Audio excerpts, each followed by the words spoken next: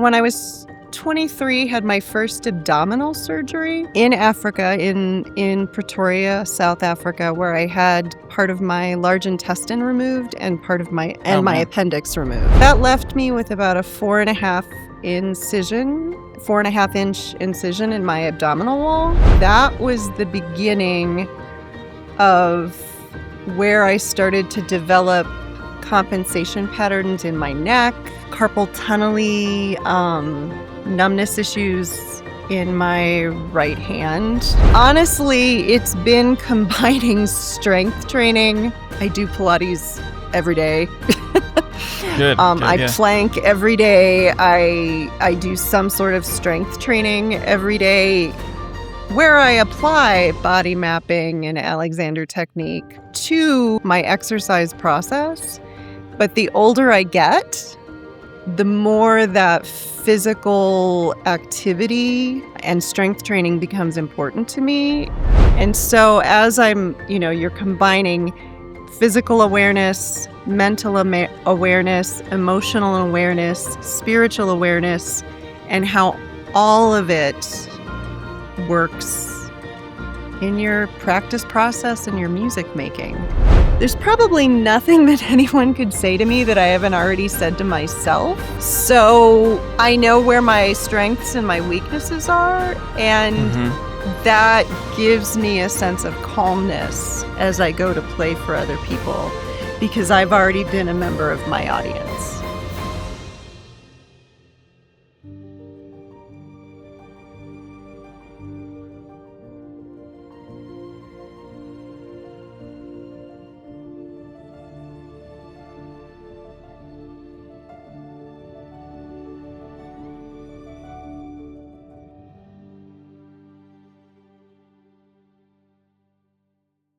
Hey everyone, welcome back to the show. One of the things I've been most curious about since I started recording these episodes over 2 years ago is this concept of body mapping. And this was introduced to me by Dr. Lee Pearson, one of our first guests on the show. Just the concept of how our bodies interact with our instruments and how to improve our conceptualization of that as musicians, to be able to not only play healthily, but also to play more efficiently and things like that, which definitely go hand in hand. And in my research and getting resources together for musicians who are going through injury and injury prevention for musicians, I came across this name, Dr. Amy Likar, who is actually the director of training for the Association of Body Mapping Education. She's a flautist as well, and has had wonderful experiences working with musicians and also working in Alexander technique. And so we're just going to get right into it. Dr. Amy Likar, thank you for being here. Thank you for having me today. It's my pleasure. Well, thank you. With the way I like to start these episodes, I talk to many people who have not only experienced like working with musicians going through injury, but have actually experienced playing difficulties themselves. And so I just like to give them the floor to share, elements of their story of how you got into this this world of injury prevention education for musicians, but especially like any personal experiences you've had with performance injuries. So I'll just kind of give you the floor and let you take off. Yeah, so I guess my injuries related to performance would have likely started in high school with marching band and shin splits. Ouch. And I didn't really think anything of that at the time. And then for my undergraduate degree, I did have pretty severe performance anxiety. But I just kind of pushed through that and just kept practicing harder and harder and harder and more and more and more and more, and would perform as often as I could to just sort of like that exposure therapy. The more you perform, the less debilitating it becomes. And it was also that same time where I was so in love with the flute repertoire and the orchestral repertoire that my want to play the repertoire was stronger than my anxiety over playing the repertoire. Yeah. And then I did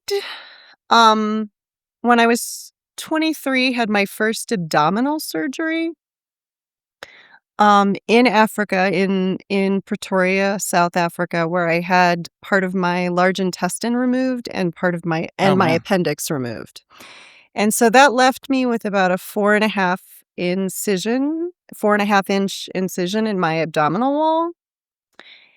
And I can now look back on all of this in hindsight, but I think that was the beginning of where I started to develop compensation patterns in my neck, Hmm. um, carpal tunnel numbness issues in my right hand. My incision was on my right side. And at the time, I was a student at Ohio State University, and I should say the Ohio State Uh, University.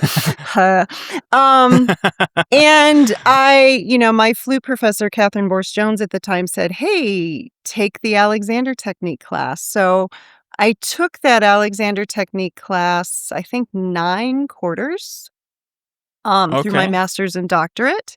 And I also participated in a class that was team taught by my flute professor, Catherine Borst Jones, and the sports psychologist, Neil Newman, called Performance Enhancement. And my Alexander Technique class with William Conable, who started the concept of body mapping with his ex-wife, Barbara Conable, between studying with Barbara Conable privately and taking Bill's class, plus taking the performance enhancement class with the sports psychologist Neil Newman, I would say that was the seeds for everything that has followed in, the past um 25, 30 years for myself in combining thinking about how I'm using my whole body, the relationships of my whole body, how I'm thinking about how I approach everything from a mental, emotional, um, and when I say spiritual, I mean sort of spirit of energy, not necessarily Yeah. a religious spirit, but sort of the Hmm. energy that I bring to something. And so as you're combining physical awareness, mental awareness, emotional awareness, spiritual awareness, and how all of it works in your practice process and your music making. And so I think it was that initial neck pain, upper back pain, tingling, um, jaw tension, um, in my want to be perfect as a student that led me to Alexander Technique, body mapping, and reading as many resources as I could on the psychology of performance, the Don Green, the James Lair, the Mihai Csikszentmihalyi books on flow, um, all of it. Yeah. Yeah. I'm actually doing a master's right now in performance psychology, so I'm up to my neck and all that stuff, which is honestly, it's just like it's so much fun, right? Um, you had mentioned, I really like how you put it with the physical, emotional, mental, and spiritual. That's definitely something I learned post injury or maybe like during recovery, like that aspect of it. Um, what were the things that helped you to, in addition to the Alexander body mapping, those performance psych resources that helped you to um, get through that time of your life and your recovery, from maybe even a musical standpoint and emotionally? What were those resources that you depended Well, on? for sure, my lessons with Barbara Conable helped me tremendously. The I should add the other injuries that I've had. When my son was born, I had bacterial meningitis and had to have an Oh man. emergency C-section. And then 4 years ago, I broke my shoulder blade. Oh, man. And honestly, it's been combining strength training. I'm a huge Pilates, um, I do Pilates every day. Good, I yeah. plank every day. I do some sort of strength training every day where I apply body mapping and Alexander technique um, to my exercise process. But the older I get, the more that physical activity and strength training becomes important to me, just so that I, stay healthy as I age.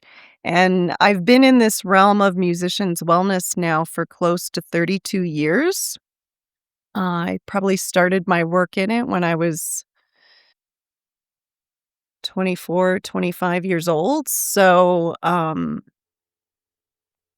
me, it's part of the big puzzle is you do need to do the mental work, Right. but you also need to do the physical work. Hey, real quick, sorry to interrupt the episode, but if you are a musician who's going through an injury right now and you feel like you could use some extra help or some extra coping strategies to help you get through this really sucky, difficult experience, head to musicianunchained.com/let's hang to see if a coaching relationship would be right for you at this time in your recovery.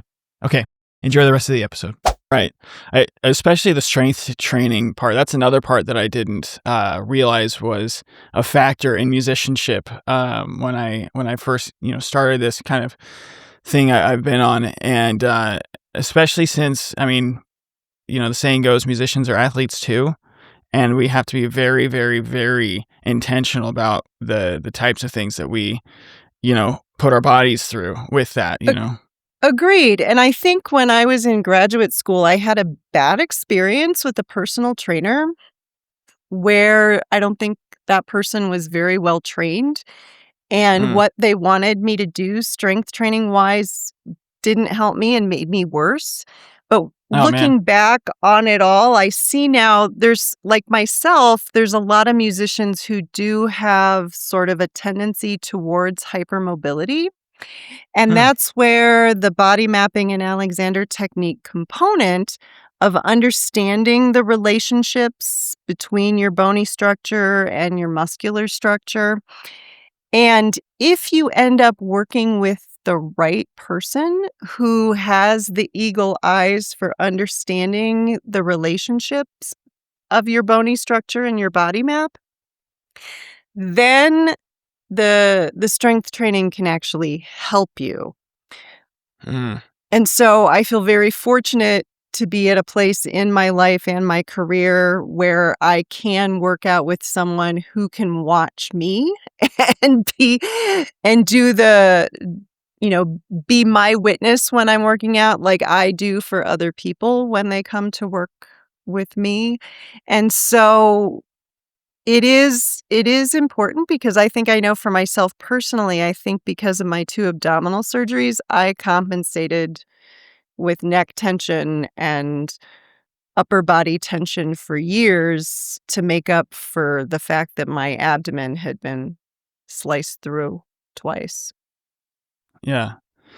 That would do that. The whole concept of physical compensation. When I go to the gym and I'm trying to target a certain muscle group and I feel a different muscle group getting more tired than that one, that's kind of like my indication that maybe something's not right, and maybe I'm not pushing to injury. It's just not reaching those goals, right? Right. And it's just interesting how. The reason why I know that is because of my experiences with playing injury and just body mapping as a musician.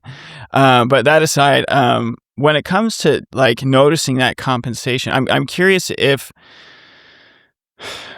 it may sound oversimplistic, but what are the telltale signs that if let's say you have a flautist who's just okay, how do I know if I'm compensating in places where I shouldn't be, and where should I be more stable in the play? Let's talk flute for a second.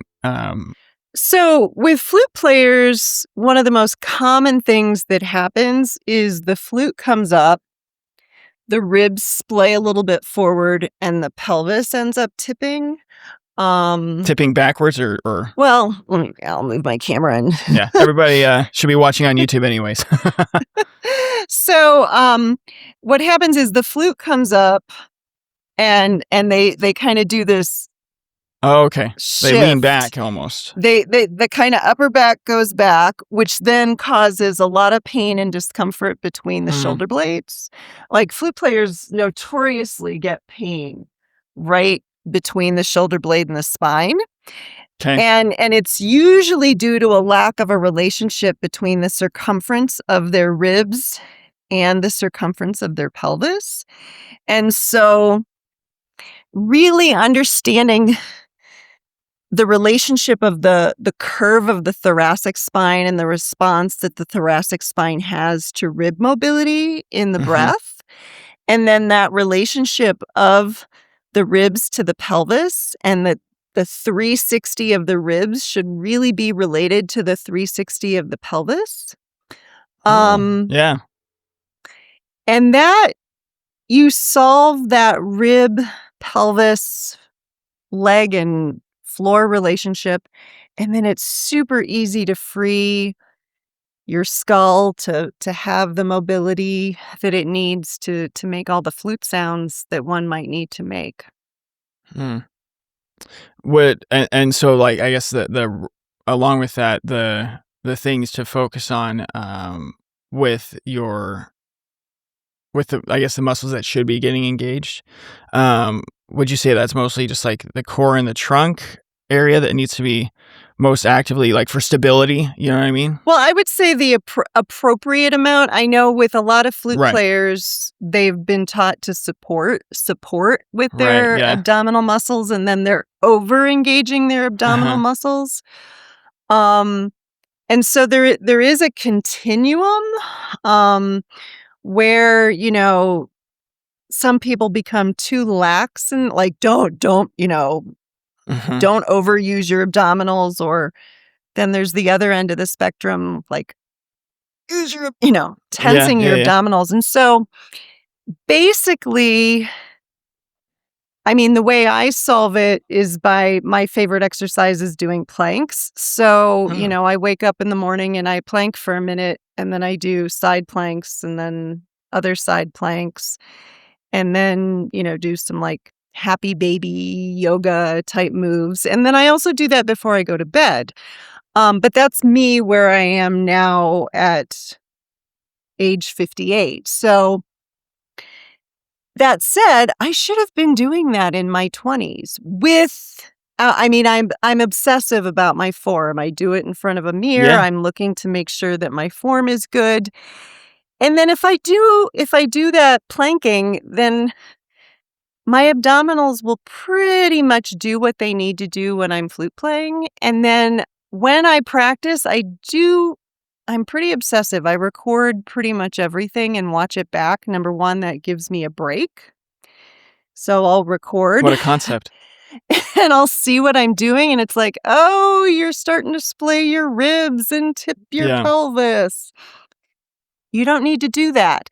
And so I'm a huge advocate of teaching people to become their own best teacher and their own self-advocate. And if you are listening, it's humbling when you're learning a new piece of music to record everything. And that's okay. I think it's okay to understand that we want to be curious, and if we record and listen back and watch back, we can catch movement habits sooner. We can also notice if we're being emotionally compelling or how we're developing a character for the music that we're playing if we record early and often. And you know what I always say to myself if I'm starting a new piece and I don't want to record, I always say, it's okay. You don't know this yet, and you're figuring it out. And it's the figuring out process that I don't know, I just get such a joy out of learning new music and seeing it go from being pretty awful to then by the time we're ready to perform it, feeling like I really, really know it because I've evolved listening every bit of the way. And by recording and listening back and recording and listening back, that gives my body time to recover. It gives my mind to think about, okay, am I using rhythm? Am I using meter?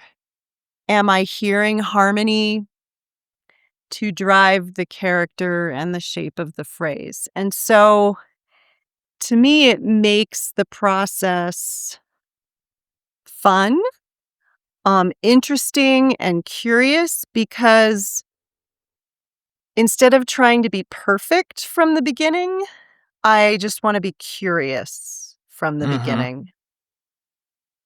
Yeah, and that's the learning. I mean, that's how we learn as 4-year-olds, right? It's by just Right. incessant curiosity, right? I have a Right. mentor who his mentor told him, this is legendary trumpet player John McNeil, who just recently passed away, but he always said, "Listen to that 4-year-old in your head," right? Or something to that effect. And I think that's just brilliant. I have a quick story that I wanna kinda dovetail into a couple of questions based on something you mentioned. Um I'm in a sports psychology master's program right now, and one of the guys I like to listen to, his name's Alan Stein Jr., and he actually had the opportunity to watch the great Kobe Bryant practice in his. So Kobe was legendary for like doing Mhm. early morning fundamental sessions, like just training all the time. And that's an episode for another day. But this guy Alan had the opportunity to accompany Kobe at one of his 3:30 a.m. training sessions, I think. And he got in there, the lights were already on, and because he was trying to like beat Kobe to the gym, but Kobe had already been there for like 20 minutes or something.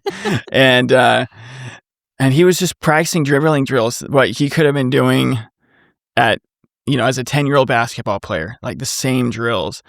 And Alan asked him, he's like, "Why were you doing those drills? I mean, you're Kobe Bryant. You know, you've kind of got that down, I'm pretty sure." And Kobe just said, "I never get bored with the basics." And yeah, I mean, it's just like that's something that, and I think he coupled that by saying, "And that's what makes me who I am today," right? And yeah, do you have any thoughts about that, real quick? Well, yeah, I actually record my warm up too. Oh, cool. So if I'm doing long tones or if I'm doing technical practice, I won't spend, I might do 10 minutes of tone, 10 minutes of technical, 10 minutes of articulation, usually with a metronome, usually listening for, different things. But how do I know what I'm doing if I don't record and listen Hmm. back? I mean, Right. we think we're hearing, but It's like if anybody's ever recorded their voice and then they listen back and they're like, "Wait, is that how I sound?" Or they hear the playback. well, the other part of it for me is if I do that, then my performance anxiety goes way, way, Mm, way, way, way, way, way, way down because I've already listened to a ton of different versions of what I can do.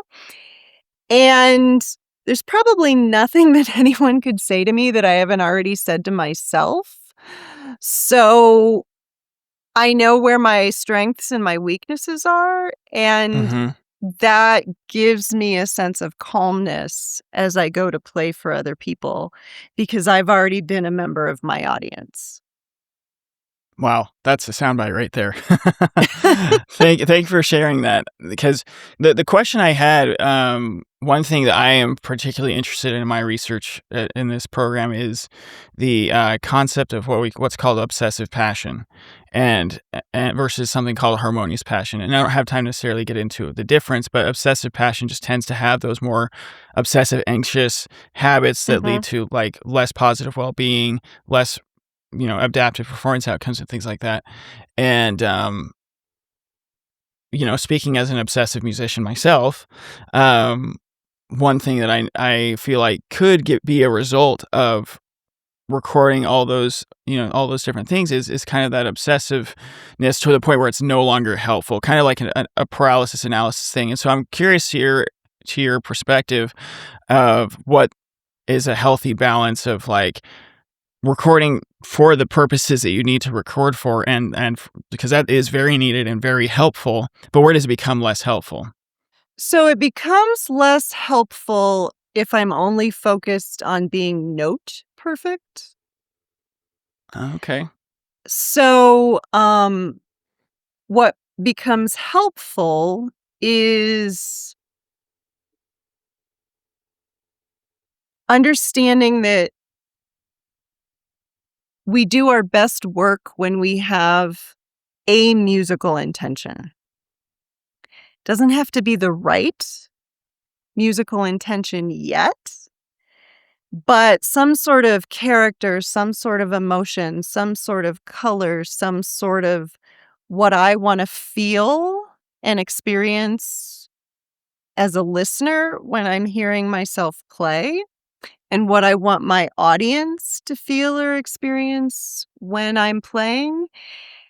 And this is where we're working on the artistry, the authenticity, and the artistry, and not what I would call perfection. Mm-hmm. I accept myself as being very fallible and not perfect. And Mm-hmm. so for me, it's like, oh, the peak of that phrase needs to be there and not where I put it. I played a concert this past Thursday that was a premiere, and when I was recording myself earlier on Thursday, I was like, I don't like the way I'm playing my pickup notes. They're too heavy. I need to lift the pickup so that the phrase moves forward. And so when I tell my students to listen to themselves, I say, listen for what you think you can do better, but then listen again as if someone who loves you is listening to this. Awesome.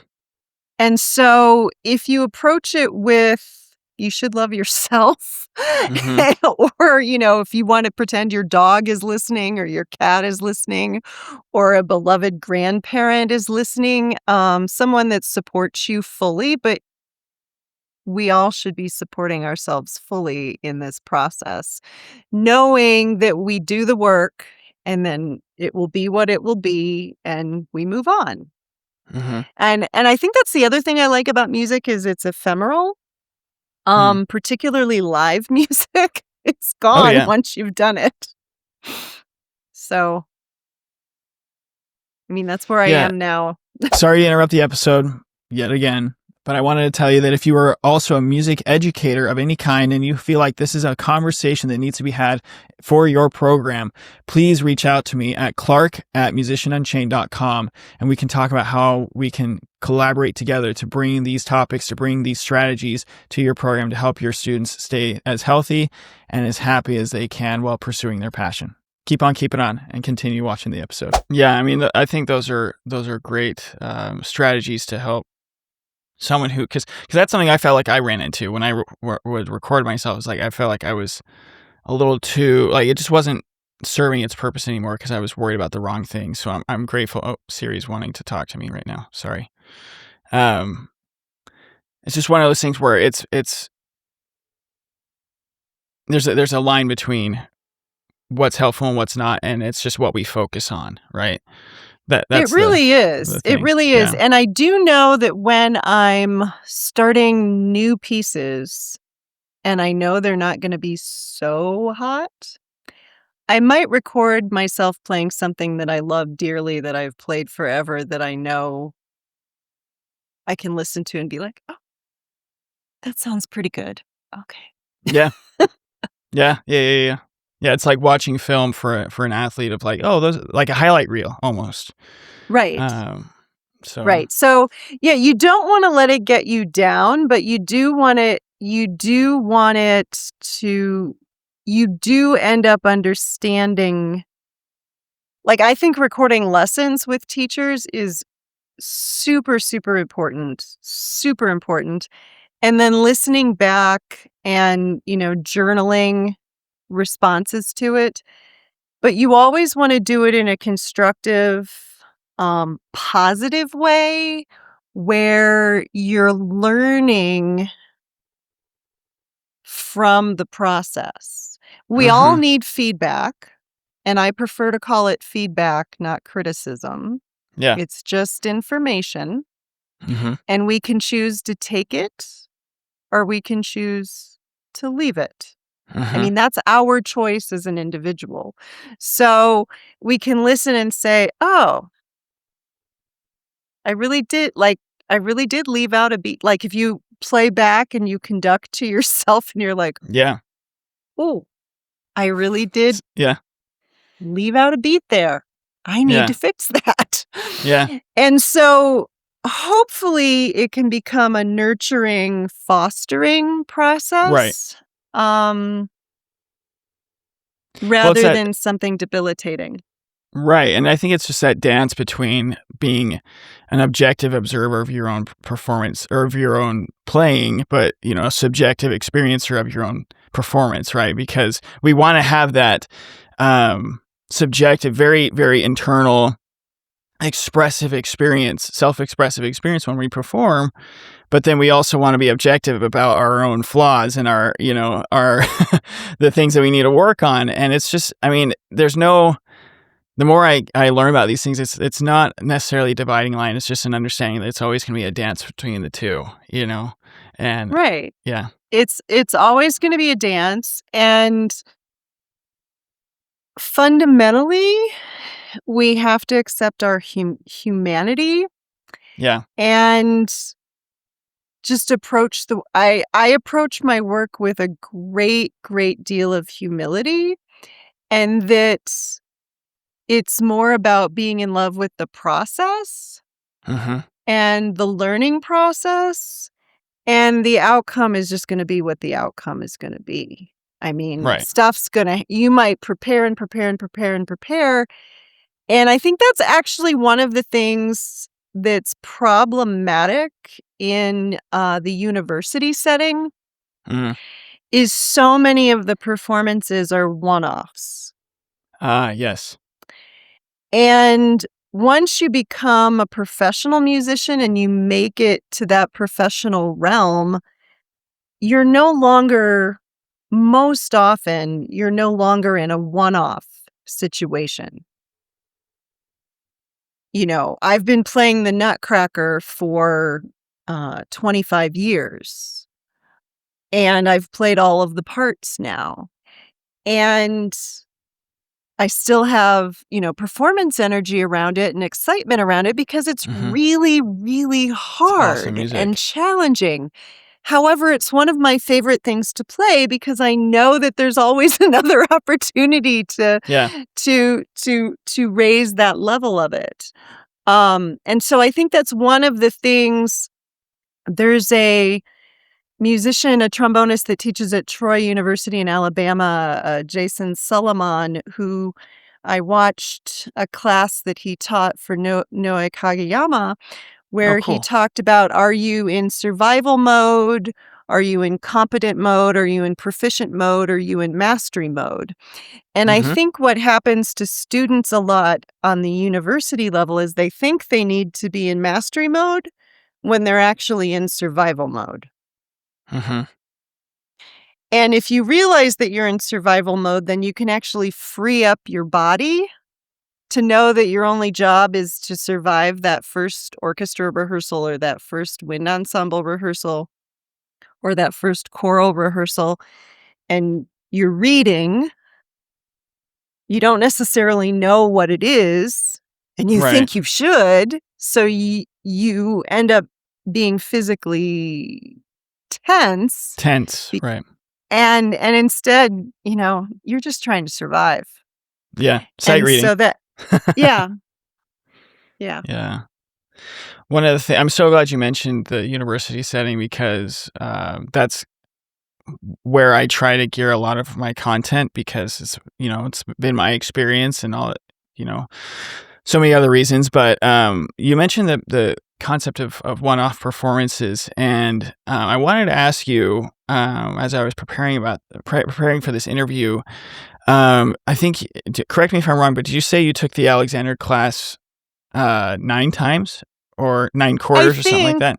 maybe, well, see, I was there. I don't know. I know I took performance enhancement 9 times, but I'm thinking I at least took the Alexander Technique class 6 to 9 quarters. I was there for a total of 6 or 7 years for my master's and Mm, doctorate, and you could those were courses you could you repeat. could So repeat. I would have to go look at my transcript for Sure. sure, but I Well, I took won't it a hold you to the lot. number. And then I did take a lot of private lessons with Barbara Conable Right. while I was in Columbus. So, yeah. Well, it's so interesting to me because I think, especially in the musician wellness space as it currently stands right now, where, I mean, you have wonderful university programs like what's going on at University of Colorado Boulder, where they actually Mhm. have a, tenure track faculty for musician wellness. And then you have, other programs that may not have necessarily those types of resources, but they have, people teaching a 1 semester course, or it's an elective class and things like that. Um, those tend to be one-off experiences, right? Um, but I'm curious about your experience with taking these classes so many times, because so many times when people do these one-offs, they are like, "This is amazing! Like, I am playing better, I feel better, yada, yada, yada." But because, I mean, they're college students, they've been playing for their instruments for so long, and then they get this little glimmer of, what it could be, but it's not reinforced. You know what I mean? What's the Right. balance? Like, how can they really get Yeah, the benefits? it's really interesting. The Alexander Technique course, when it was taught at The Ohio State University, was, limited to 8 people, Oh, interesting. and it met twice a week, and there was a journaling component to it, and then in class, we would play in class and then get the hands-on work. Uh, So, for me, it was being able to take the repertoire that I was working on, play in class, and, like, get that hands-on guidance to make sure that my skull, spine, limb relationship was as good as it could be while playing my instrument. Now, that said, I think most of my work while I was in Columbus, Ohio, with both Barbara Conable and Bill Conable was at my instrument. And so then when I actually entered an Alexander Technique training program, my use of myself away from my instrument wasn't as good as my use of myself with my instrument, Interesting. which was curious. Yeah. It's And it, the other yeah. the other distinction, I would say, you mentioned something curious about a one-off class, Hmm. and that was the distinction at Ohio State, was you could repeat that class. It only ever had 8 people in it, and it was always the same class over and over again, and it was on the fundamentals of body mapping and the Alexander technique, Hmm. and it was student driven in that the problems that the students were having in their repertoire were brought to the class. And yes, the topics of the basics of body mapping were covered, the basics of sitting and standing and walking were covered, but primarily people came to the class to play and get that hands-on Alexander technique guidance while playing.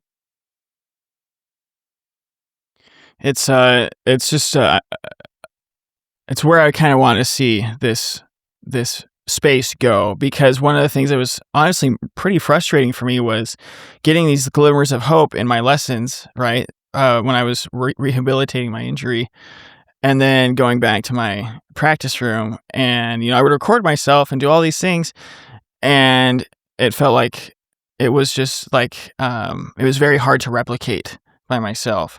And I think, I Right. mean, it's just the nature of the beast at first, but also, like, the lessons were finite. Different circumstances made for different results, but it's just something I'm curious about, is like where our field can go with musicians' wellness, of like, how do we keep reinforcing these things? Because at the end of the day, these habits that we've developed for playing, a lot of them were started when we were in middle school or even younger, and they can be very hard to reverse, right? So it takes a little bit Right. of time. Right. So this is where I think, and this is sort of where I'm pretty passionate in my own teaching, and my teaching process has evolved over the years. My colleague Rena Urso and I released a book in 2025 called Mindful Flute Etudes. Mm. And basically it's applying mindfulness and body mapping to the practice process. Because I think, you know, I've been through physical therapy. I am an Alexander technique teacher. I am a body mapping teacher. I work with, a Pilates instructor and a personal trainer. So I've kind of, and have in varying times of my life gone through therapy. So it's like Mm-hmm. I have done all of it.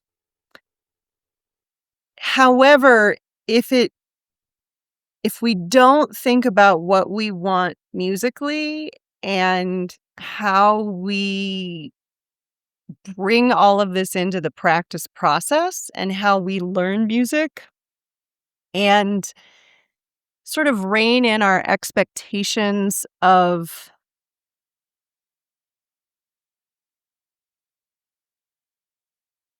what we want musically,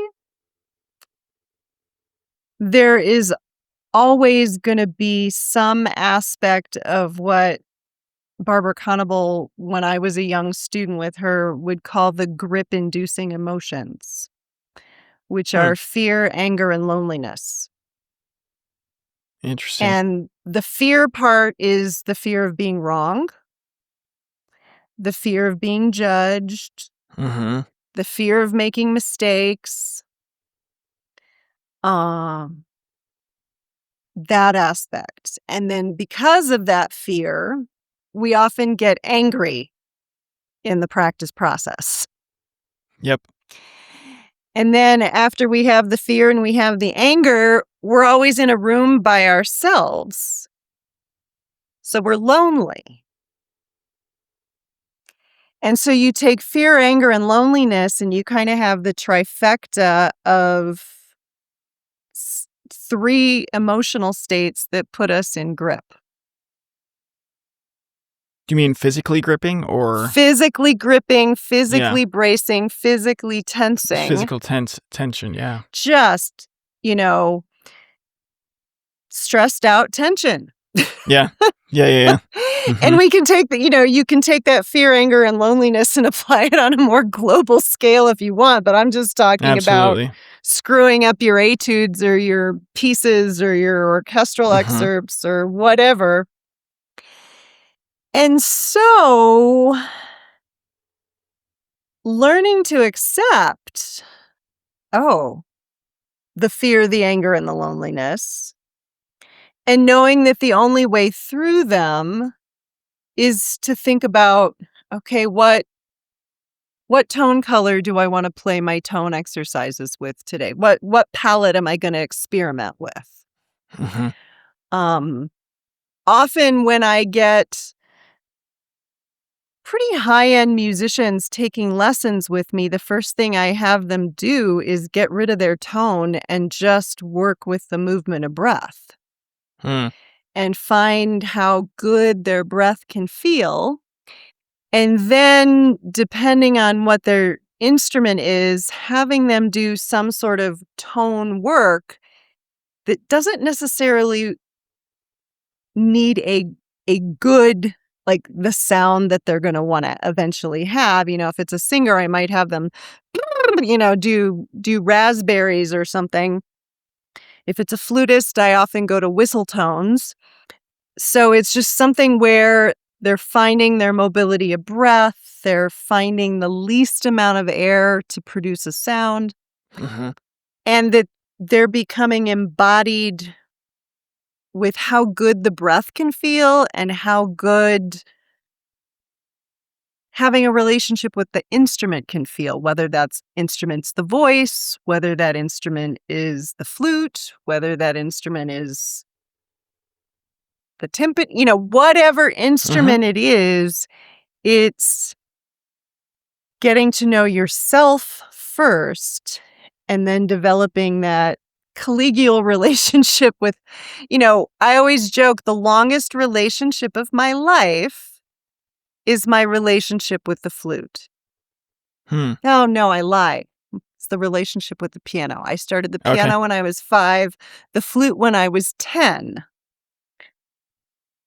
But I intend to have those relationships with the flute and the piano until I'm no longer in this body. So Yeah. that's the Yeah. longest relationship of my life with something. So I want it to be an advantageous one. I hope that makes sense. It does. And I would even say you have an even longer relationship with your body, so you might as well make that last as long as it can possibly last, Right. right? Right.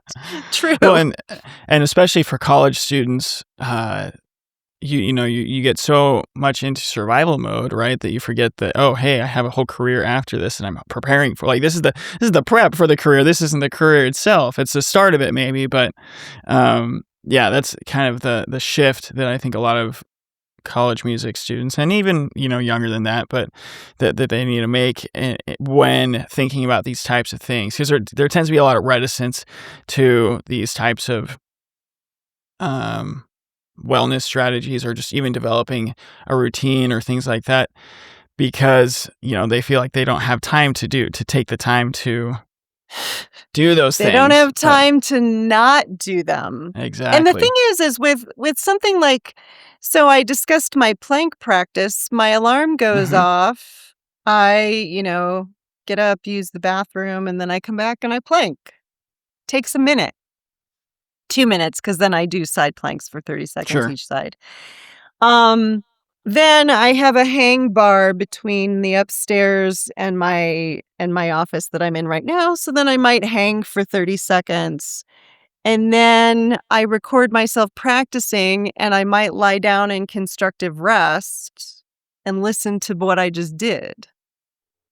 So it's, and then if I know I need to be playing alto flute or bass flute, I will Mm. make absolute sure that I do some side lying, external rotation with a 2-pound weight, or some, Y's or W's, or some sort of strength training. Because if I go from playing a lot of piccolo and flute and then suddenly I'm playing alto or bass, I better be ready for the weight differential between my little piccolo and a And the bass bass flute flute. that's going to have Yeah. my arms out to the sides. Yeah. I'm So, so glad you said that. Yeah. Well, it's one of the so things I wanted to ask you. Yeah. yeah. So it's always making sure that, and then making sure I take the stairs every opportunity. Like, don't take an elevator, take the stairs. Or if you have time to integrate more walking into your life, walk more. So I do think, and when you're walking and when you're taking the stairs, put the phone away. Be aware of your surroundings. Take in the space behind you, above you, around you. Take in your space. That will calm you down faster than anything. If you're in your phone and reading news you don't want to read, that's going to take you out of being in the moment. And so continually renewing your relationship to yourself and the space you are in and what you want, rather than all the distractions. Okay, last interruption, I promise you. Before we get to the rest of the episode, I just wanted to let you know that if you're a musician going through an injury and you need a community to help you get through it, if you need a sense of support, some people you can ask questions to, just gain a pick me up whenever you need it. The Musician Unchained support group, formerly known as the Trust the Process Podcast Injured Musician Support Group on Facebook. The link is in the description below for you to join. You don't have to go through this alone. Keep on keeping on and enjoy the rest of the episode. Absolutely. Yeah, it definitely takes less time than I think people give it credit, but it's those aggregation of marginal gains, that's talked about in the book Atomic Habits, right? Where I love that book. I've read it probably more times than I've read a lot of other books. Same. And yeah. I mean, but the point is it's going to have very effective, very impactful impacts, I guess. To your playing, and it doesn't take very long, but it's an investment. I have this app where I literally just invest my spare change. I don't make a lot of money, but the spare change that's like just rounding up to the dollar when I go to the grocery store, it's just putting in a little bit, and I don't really check it, but it's just putting in money so that I can have something later on, right? And that later on for a musician could be a career, when otherwise you may not have had as long of and as fulfilling of a career, emotionally, musically, and physically, and all that stuff. Right. One of the things I wanted to ask you, you'd said this in another interview you had done. I don't know if you remember saying this, but you had said that if you lose awareness of yourself while you're practicing, just stop. Yes. And I wanted to ask you why you said that and why that's so important. So that was one of the first exercises. Barbara Conable, I was learning the Lowell Lieberman sonata for flute and piano for one of my doctoral recitals. And she said, "How long do you play this piece before you lose self-awareness?" And my guess was 15, 20 minutes. And then I went home and I set a timer. I set a stopwatch and I started playing it. And I actually lost self-awareness after about 6 seconds. Wow. And by self-awareness, what do you mean? I wanted to be right. I wanted to make sure I was playing the right notes. I had awareness of my fingers and they were tight. I had awareness of my tongue and it was tight. I had awareness of my embouchure and my jaw and they were tight. After 6 seconds of starting the second movement of that piece. Wow. And so over time, if I made my focus of staying aware of the whole, I was actually able to be more technically, have more technical facility, be able to articulate and switch registers more quickly. And all of the things that I wanted started happening once I kept full self-awareness as well as the awareness of my piece and,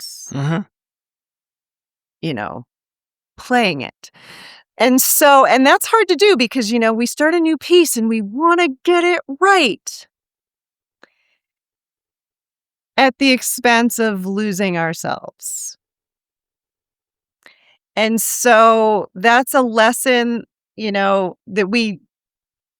actually a fundamental. That goes back to why Kobe Bryant practices the fundamentals, is because otherwise he probably lost his sense of self without that fundamental practice. And so making sure that we have, we take in our space, we have our awareness of self, and we know what we want to do. And then it's just doing the work and, improving incrementally over time. Building the layers so that you can get to where you want to be, but accepting where you are in the moment. And I think that's hard self-acceptance is really, really challenging. However, once we can learn to accept ourselves and where we are, then it becomes easier, I think, to take action to become who we eventually want to be. I think we're all growing up forever and we're all evolving forever. And we take the experiences that we have and the people that come into our lives, and it offers us the opportunity just to accept the reality that we're in, for better and sometimes for worse. Well, that's kind of what musical performance ends up being anyways, right? For better or for worse. For wor- And then we just figure out how to deal with it as we go. It's so interesting that so I'm actually, this is the fourth season of doing this show Mhm. over the course of 2 years. And it's just been interesting to me to see how, as I've interviewed the guests and as I've researched for the different episodes that I've done, that the process of musical performance is really, like, if we do it right, it's or let me rephrase that. The process of I was- self-discovery, the process of self-discovery facilitates musical performance, right? And it's taking that time of things that may not necessarily be instrument specific, things that affect our whole who we are as people, that free us up to be able to then perform on stage better. And it's just this paradigm shift that I've been trying to encourage through this show, that it's not more time in the practice room necessarily, or and when I say that, people kind of ding me because they think like I'm trying to encourage people to practice a whole lot less than they should. It's not that I'm saying like don't put in the time for your craft. It's just saying that the answer to the performance problems you may be having, or the performance problems that may be leading down to unhealthy habits, the solution is not just practice more, right? No, It's no, it's like, yeah, it's like what you said at the beginning with exposure therapy. That's not always the only solution, right? no, and I think it's important. So I have a definition of art that I developed with a colleague of mine, Michelle Coons Bannister. We did a series of workshops, or I guess we did one, and then we were working on doing another series on the idea of a self map as a performing artist and all the different aspects we bring into who we are as people. And we developed a definition of art that we said that which brings community together. Mm, And so we bring community together to hear a performance.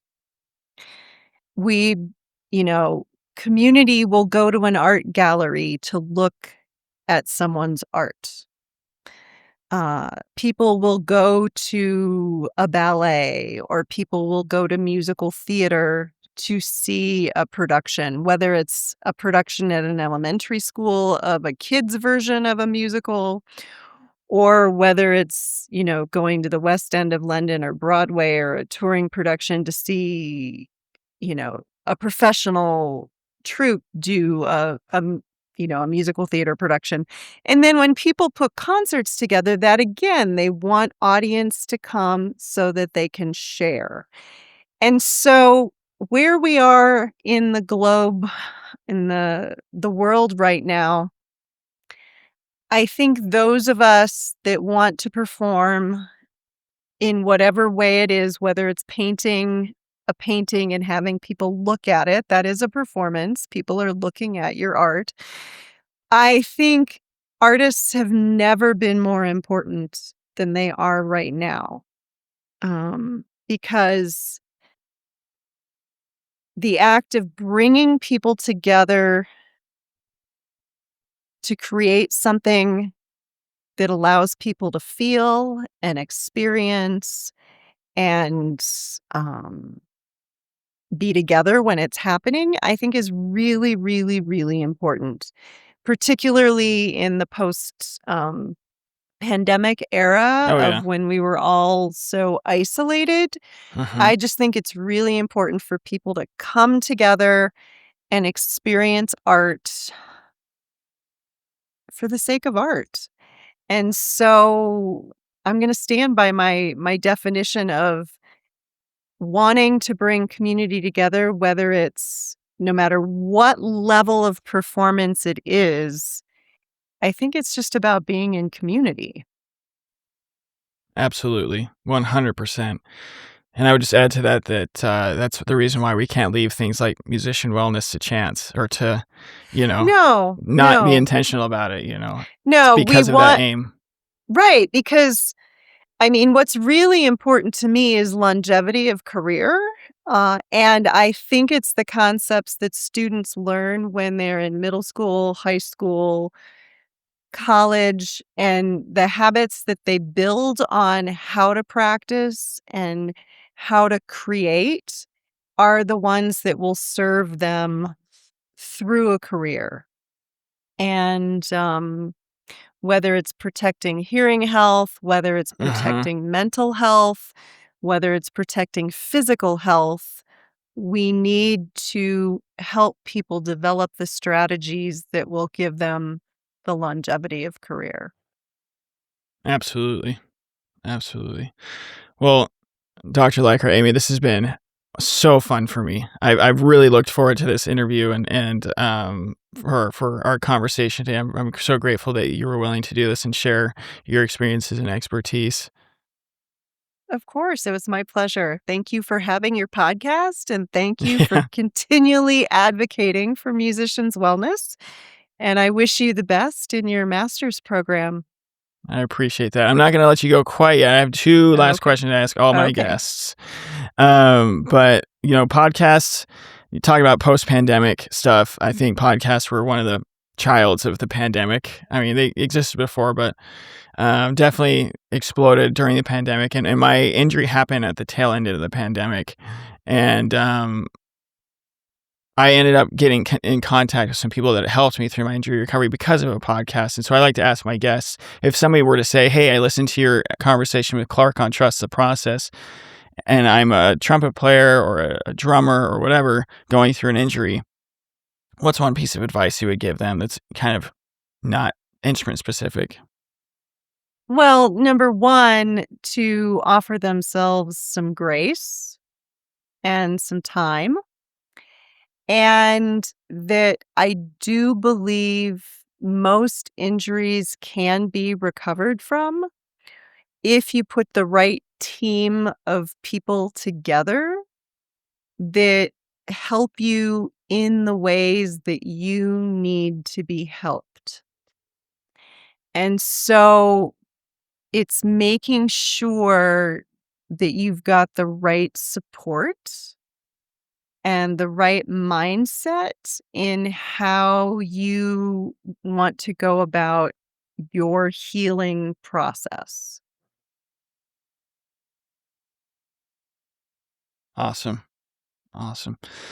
The last question I ask, injuries and the things that come that bring us to this world, sometimes they're a little bit more not as pleasant, that not super pleasant experiences. But I do like to ask that if you had a time machine and a magic wand, and I sent you back to the time where you were introduced to these types of concepts through the adversity that you experienced with your playing, but you could take that magic wand and take those experiences away, or you could leave them there. What would you choose and why? Oh, interesting. Interesting. Um,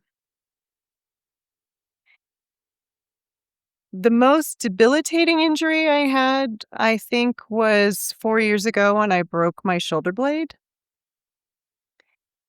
And I now wouldn't trade that for anything in the world because I've learned more than I ever would have had I not broken my shoulder blade. And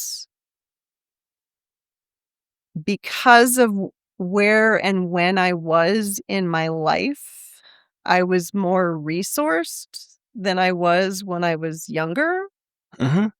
And so, I traveled to work with PTs, and I, started working with a private Pilates instructor one-on-one on a regular basis and had amazing physical therapy, and also, took lessons with my mentors in Alexander technique. And because of that experience, I now can serve younger musicians better because of what I learned through breaking that bone. So I actually wouldn't trade that. That sounds terrible to say. And I can say that because I recovered and I, have full Yeah. mobility and range of motion. Um, and was at a time in my life and career where I could afford to spend the money to make sure that I had the right rehabilitation. And I will say that is a problem.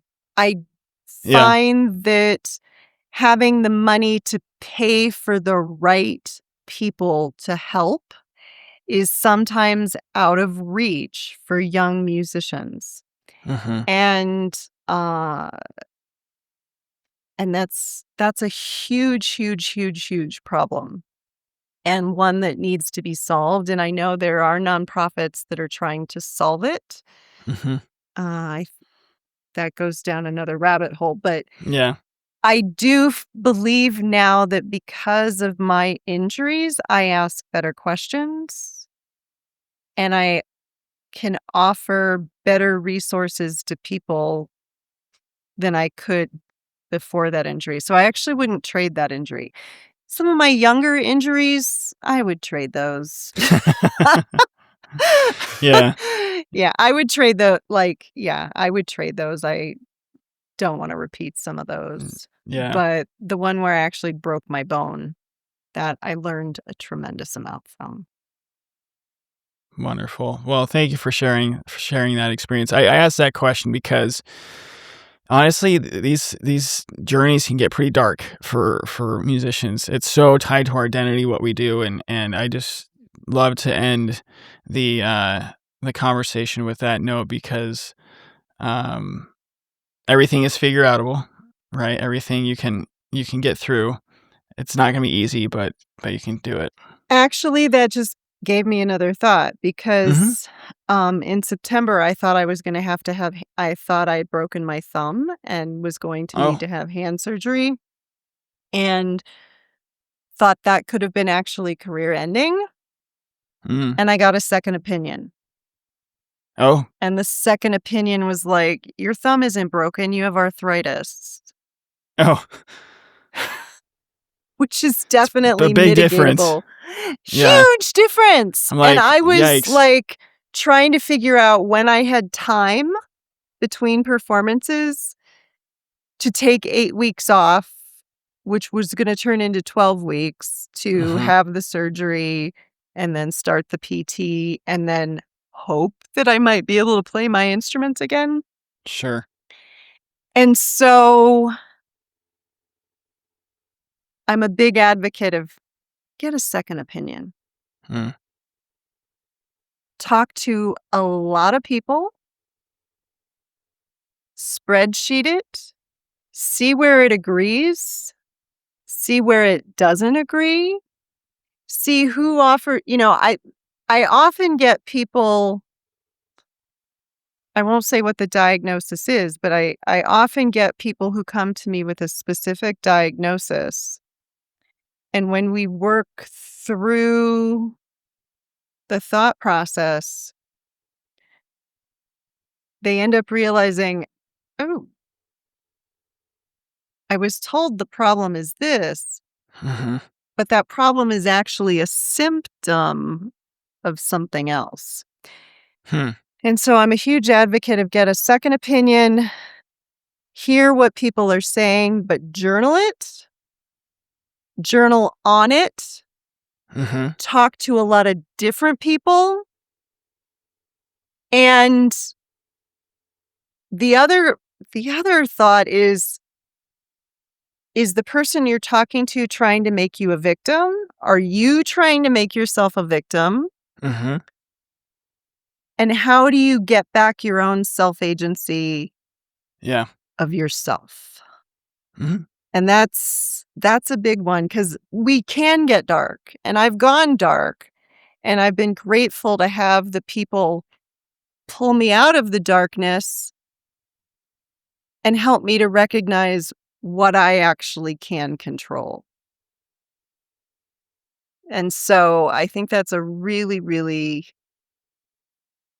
important piece of it. Yeah, absolutely. That's a whole nother podcast episode that I actually want to do coming up, because talking about the medical community with people who are in it, because it's a huge piece of it that we're only really starting to talk about in the last couple of years. So anyway, something for another day. But thank Clark. You for your time, and to everybody out there in podcast land, I'm going to put Amy's information in the show notes. And all of her wonderful resources. There's some great interviews she's done as well with other people. To everybody out there in podcast land, sign up for the newsletter. Keep up with everything happening at Trust the Process. And until next time, keep on keeping on. Thank you, Clark. Hey, thanks for tuning into this episode of Trust the Process, the official podcast of Musician Unchained, the newest coaching program dedicated to helping musicians navigate and overcome injury. But before you go, I have a few quick ways you can stay connected and support our growing community. If you found value in today's episode, consider making a donation to support our mission of empowering musicians worldwide. Every contribution helps us create more content and resources for you, so visit link number 2 below to support the mission. If you decide to donate, I'll send you my newest resource, the Injured Musician Toolkit, which is an ebook designed to give you tools to help you get through your injury. Subscribe to our newsletter to get exclusive insights, tips, sneak previews of episodes, and announcements straight to your inbox. Act now and I will send you a free gift. So sign up at www.musicianunchained.com/newsletter. And if you or someone you know would like to go deeper with me in the topics of injury and mindset, head over back to musicianunchained.com and check out the Let's Hang tab. As always, I want to thank Daniel Baldwin, my audio engineer, and my sister Dana Lovell for her help with the promotional materials. There is no podcast without them. But before I go, I want to tell you how much I deeply appreciate your time and support. You are not alone on this journey. There are musicians and educators out there who need this resource, and we need to get it to them. Together, we are breaking the chain of old habits and thought patterns that don't serve us anymore, and unchaining the potential within ourselves to face each challenge with strength and resilience. So, as I always say, keep on keeping on and keep trusting the process. Until next time.